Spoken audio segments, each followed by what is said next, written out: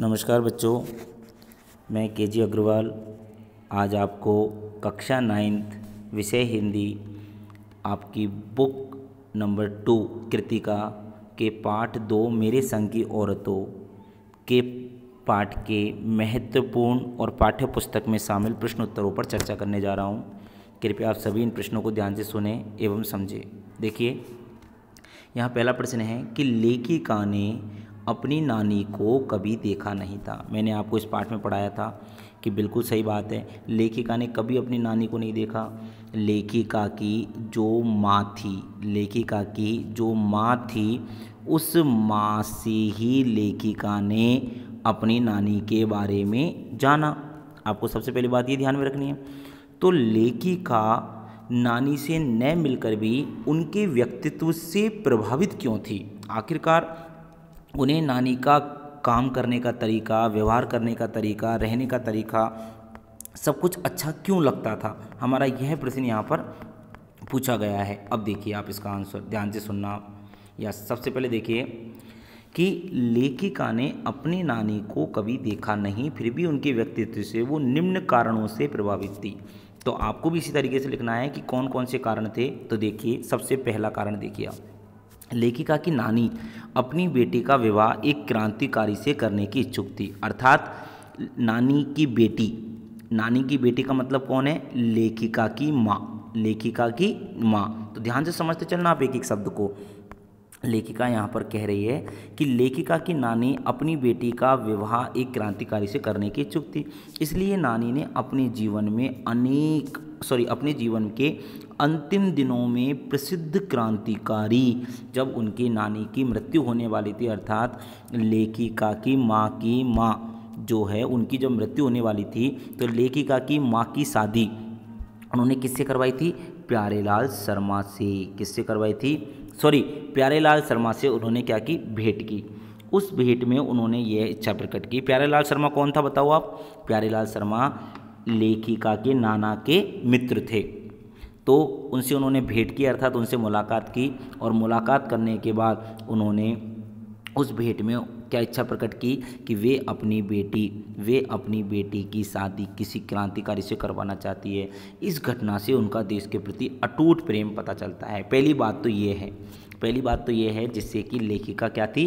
प्रभावित थी, कि लेखिका की नानी ने लेखिका की माँ का विवाह एक क्रांतिकारी युवक से करवाने की जो इच्छा जाहिर की थी, उससे उनका देश के प्रति प्रेम, देशभक्ति की भावना, देश के प्रति सेवा का भाव प्रकट होता है। एक तो यह कारण था जिससे लेखिका पूरी तरीके से क्या थी मेरे बच्चों? नानी के व्यक्तित्व से प्रभावित थी। अब दूसरा कारण सुनो आप। जीवन भर पर्दे में रहकर भी उन्होंने अपनी बेटी की भलाई के लिए पर पुरुष से मिलने की हिम्मत जुटाई। कि जीवन भर वो पर्दे में रही थी, कभी पर्दा नहीं उठाया, कभी किसी पराई मर्द से बात नहीं की, लेकिन जब बात उसकी बेटी की आई तो उसने उस पर्दा प्रथा के जीवन भर रहस्य को बनाए रखे हुए होने के बावजूद भी उसको तोड़ दिया और पर पुरुष से मिलकर के अपनी बेटी के विवाह की बात की। इससे उनके साहसी व्यक्तित्व का परिचय मिलता है, जिससे कि लेखिका प्रभावित रही। आगे देखिए मेरे बच्चों, आगे क्या लिखा हुआ है? आगे देखिए नंबर 3। नंबर 3 देखो आप, एक मिनट रुकना। नंबर 3 पर लिखा हुआ है कि लेखिका की नानी भले ही अनपढ़ थी, पुराने ढंग और हमेशा पर्दे में रहने वाली महिला रही, परंतु अपनी निजी जिंदगी में, निजी का मतलब है अपनी स्वयं की जिंदगी में, वे आज़ाद विचारों वाली महिला रही थी। उन्होंने कभी भी नाना जी के विचारों का अंधानुकरण नहीं किया, बल्कि अपने हिसाब से अपना जीवन बिताया। उन्होंने, ध्यान से सुनना आप, लेखिका की नानी चाहे अनपढ़ थी, पुराने ढंग वाली थी, हमेशा पर्दे में रहने वाली थी, परंतु अपनी निजी जिंदगी में उन्होंने आज़ाद विचारों वाली महिला का जीवन जिया।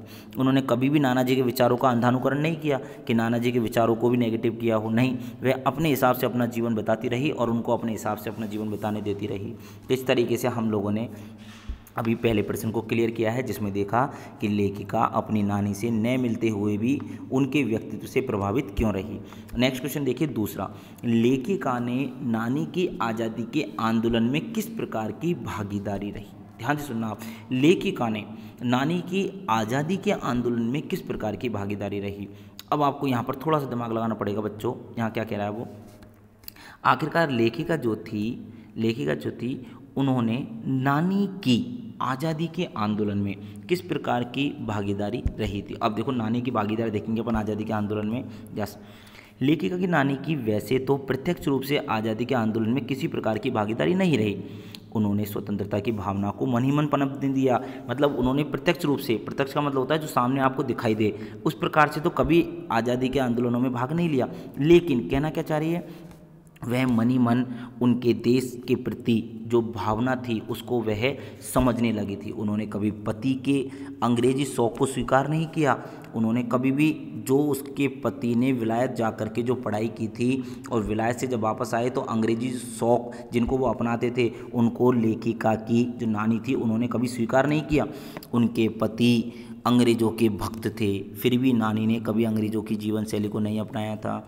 नानी ने अपनी बेटी की शादी क्रांतिकारी से करने की इच्छा प्रकट की थी। इससे भी उनका देश के प्रति भावना, देश को आज़ाद करने के प्रति आंदोलनों में भागीदारी को साबित होती है।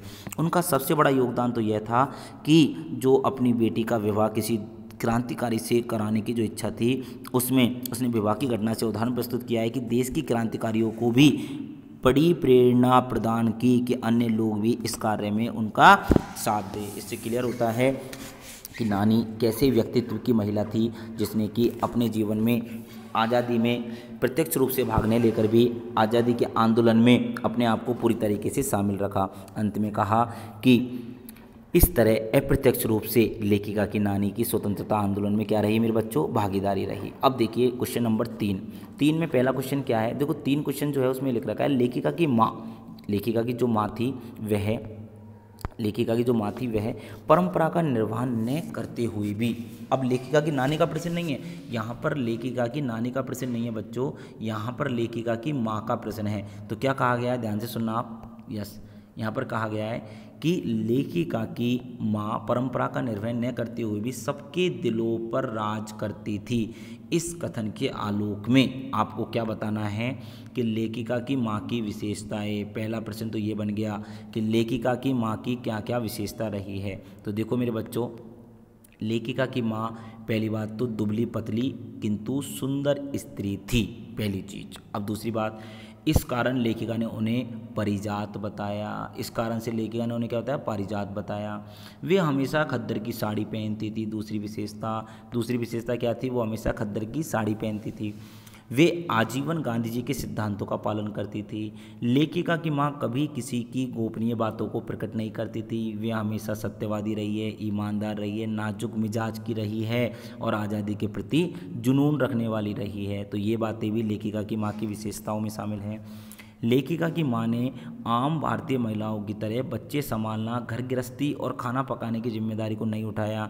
उन्हें पुस्तक पढ़ने का शौक़ था। ये भी ध्यान रखना आप कि जैसे महिलाओं को केवल खाना पकाने के लिए ही योग्य समझा जाता है, उस प्रकार से कभी लेखिका की माँ ने अपने आप को उस माहौल में नहीं डाला। उनको जो शौक़ था वो पुस्तकें पढ़ने का था, देश के बारे में जानने का था, अपने बारे में समझने का था। इस तरीके के वो शौक़ रखा करते थे। आगे देखिए बच्चों, 5वां पॉइंट, उनका व्यक्तित्व इतना प्रभावी था कि ठोस कामों में न केवल उनकी राय ली जाती थी बल्कि उसका 100% पालन भी किया जाता था। मतलब उनकी राय के लेने के साथ साथ उनकी राय को मानना भी पड़ता था। अर्थात क्यों मानना पड़ता था, क्योंकि उनकी राय हमेशा सही होती थी। नेक्स्ट देखिए तीसरा क्वेश्चन, लेखिका की माँ परंपरा का निर्वहन न करते हुए भी सबके दिलों पर राज करते थे। इस कथन के आलोक में लेखिका की दादी के घर के माहौल का शब्द चित्र अंकित कीजिए। देखो अब नानी नहीं है, दादी है। दादी आप जानते हो किसे कहते हैं। तो यहाँ पर क्या बताया गया है, देखो बेटाओ, यहाँ पर बताया गया है कि लेखिका की दादी के घर का माहौल उस समय की प्रचलित मान्यताओं से काफ़ी अलग था। पहली चीज़, दादी के घर में सब लोगों को अपनी मर्जी के अनुसार चलने की आज़ादी थी। घर में पुत्र पुत्री में भेदभाव नहीं किया जाता था। स्वयं लेखिका की दादी ने अपनी बहू की पहली संतान बेटी ही मांगी थी और वो ही हुई। कौन, लेखिका जो इस पाठ को लिख रही है वो उनकी बेटी ही तो है। तो यहाँ पर यह भी कहा गया है कि देखो पहले लड़कियों को किस तरीके से प्राप्त करने की इच्छा प्रकट की जाती थी। आज तो आपको पता है कि केवल पुत्रों को ही जन्म देने की बात कही जाती है, पुत्रों को ही ज़्यादा अच्छा माना जाता है लड़कियों की तुलना में। तो आगे क्या कहा, घर का माहौल भी काफ़ी धार्मिक था, स्त्रियों को उचित सम्मान देने वाला और साहित्यिक था, और किसी के निजी कार्यों में हस्तक्षेप नहीं करता था कोई भी, जैसे एक दूसरे के पत्र भी नहीं पढ़ता था कोई। इस तरीके से आप देख सकते हो कि कितना अच्छा रवैया था वहाँ का। जो दादी का घर था, अर्थात लेखिका की माँ का ससुराल था, उसका माहौल कितना अच्छा माहौल था, क्योंकि आपको पता है कि उसकी शादी किस जगह पे हुई, एक स्वतंत्रता सेनानी के घर पे हुई। आगे देखो मेरे बच्चों, चौथा प्रश्न, आप अपनी कल्पना से लिखिए कि परदादी ने पतोहू के लिए पहले बच्चे के रूप में लड़की पैदा होने की मन्नत क्यों मांगी। तो ये आप अपनी तरफ से लिख सकते हो, ये क्वेश्चन किताब से लेकर के आपको अपनी कल्पना शक्ति के आधार पर लिखने के लिए कहा है। डराने धमकाने, उपदेश देने या दबाव डालने की जगह सहजता से किसी को भी सही राह पर लाया जा सकता है।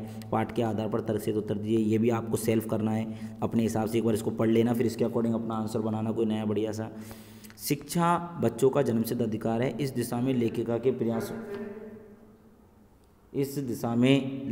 के प्रयासों का उल्लेख कीजिए। तो ये भी आपको बताना है कि शिक्षा प्राप्ति करना बच्चों का जन्मसिद्ध अधिकार होता है, इसको कोई रोक नहीं सकता। तो इसे आप एक बार पढ़ लेना, फिर अपने अकॉर्डिंग लिख सकते हैं। पाठ के आधार पर लिखिए कि जीवन में कैसे इंसानों को अधिक श्रद्धा भाव से देखा जा सकता है। ये भी आप लोगों ने इस पाठ में पढ़ा है, तो इसे भी आपको सेल्फ लिखना है। देखो, जो प्रश्न मैं सेल्फ बता रहा हूँ ये आपको अपनी तरफ से लिखने हैं, इनको कॉपी नहीं करना है। नहीं, मैं भी आपको इनको रीड करा देता यहाँ पर चाहता तो। सच अकेलेपन का मजा ही कुछ और है। इस कथन के आधार पर लेखिका की बहन एवं लेखिका के व्यक्तित्व के बारे में अपने विचार व्यक्त कीजिए। तो आपने जो लेखिका की बहन के बारे में पढ़ा है और लेखिका के व्यक्तित्व के बारे में पढ़ा है, उनके बारे में अपने विचार व्यक्त करने हैं आपको। इस तरीके से आप लोगों के ये प्रश्न यहाँ पर समाप्त होते हैं। आप सभी विद्यार्थी इन प्रश्नों को अपनी कॉपी में लिखें, समझे, और किसी भी प्रकार की अगर कोई समस्या आती है तो आप निश्चिंत होकर के मुझसे प्रश्न पूछ सकते हैं। इन सभी प्रश्नों को याद भी करना है आप लोगों को। जब आप लोगों की ऑफलाइन क्लास स्टार्ट हो तो ऐसा ना हो कि मैं आप सभी विद्यार्थियों से जो अपेक्षा कर रहा हूँ उन अपेक्षाओं को आप पूरा नहीं कर पाए। धन्यवाद। आज आपने मेरी वीडियो को ध्यान से सुना।